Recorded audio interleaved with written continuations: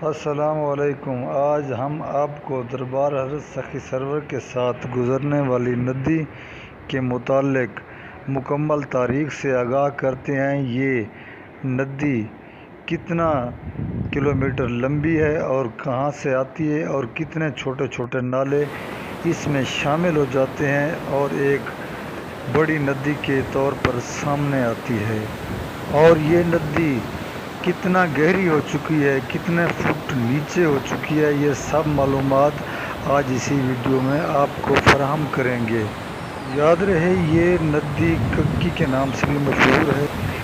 کئی صدیاں گزارنے والی یہ ندی اب تاریخ کا ایک بہت ہی پرانا حصہ بن چکی ہے۔ جب آج سے 900 سال پہلے حضرت سخی سرور سید احمد سلطان یہاں مقام پر تشریف لائے، کیونکہ اس وقت اس جگہ کا نام مقام تھا اور کچھ لوگ نگاہ کے نام سے بھی یاد کرتے تھے، تو اس وقت یہ 15 فیٹ اوپر تھی۔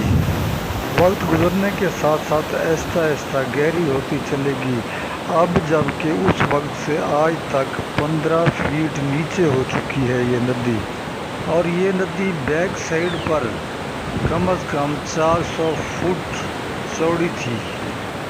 اب جب کہ آبادی زیادہ ہو چکی ہے، گنجان آبادی کی وجہ سے یہ مختصر ہوتی چلی گئی، اب جب کہ 120 فٹ چوڑی ہے۔ یہ جو معلومات سے آپ کو آگاہ کر رہے ہیں، یہ ندی کے دربار حضرت سخی سرور جو بیک سائیڈ پر سیڑھیوں کے ساتھ ہے، اس مقام کی بات کر رہے ہیں۔ یہاں سے 2000 سال قبل جنگی قافلوں کا گزر ہوتا تھا اور ان کا راستہ یہی سے ندی سے جاتے ہوئے افغانستان اور دنیا کے مختلف کونوں پر چلے جاتے تھے، جس کی واضح ایک ثبوت یہ بھی ہے کہ یہاں دربار حضرت سخی سرور ندی کے 1 کلومیٹر کے فاصلے پر بن کی شکل میں ایک کنواں ہے۔ کنویں کو لوہے سے کاٹا گیا، اس بن کو پتھر کو کاٹ کر وہاں کنواں نکالا گیا، اور اس کنویں پر ایک چوکی قائم کی گئی ان کی طرف، کیونکہ جو حکومت ہوتی تھی وہ یہاں چیک پوسٹ کے طور پر اسے استعمال کرتی اور آتے جاتے لوگوں کو دیکھتے اور ان کی چیکنگ ہوتی تھی۔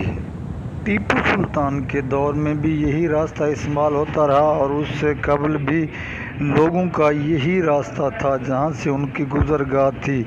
مغلیہ خاندان بھی یہی راستہ استعمال کرتے رہے۔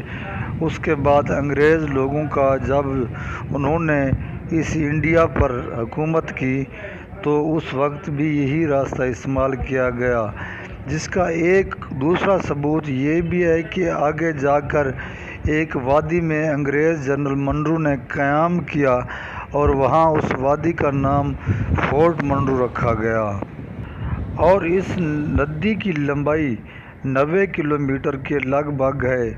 شروع سے یہ یک بائی پہاڑی کے دامن سے گزرتی ہے اور اس کے آگے رونگن کی طرف ایک اور چھوٹا نالا نکلتا ہے جو اس ندی میں شامل ہو جاتا ہے۔ یک بائی کی پہاڑی سے گزرنے والی ندی رحیم کوٹھی کے دامن سے گزرتی ہوئی رونگن کے نالے میں شامل ہو جاتی ہے۔ اگر یک بائی کے پہاڑوں پر 10 منٹ بھی بارش آ جائے تو ندی بہنا شروع ہو جاتی ہے۔ اگر یہی بارش 20 منٹ کھڑی رہے تو 1.5 پوڑی کی 1.5 سیڑھی جسے کہتے ہیں، اس کے لگ بھگ ندی آ جاتی ہے۔ اس کے بعد اس سے آگے حضرت سخی سرور کا ایک باغ آتا ہے جسے ٹاہلیاں کہتے ہیں۔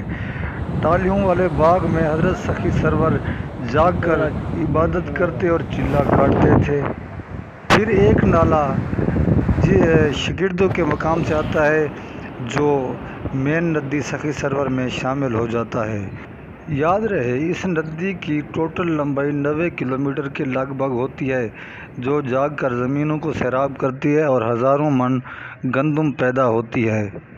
ابھی راستے میں ندی کے بیچ میں کافی بڑے گڑھے کھودے گئے ہیں، کافی پانی وہاں بھی ضائع ہو جاتا ہے، جس سے آگے زمینیں متاثر ہوتی ہیں، پورا پانی زمینوں کو نہیں پہنچ پاتا۔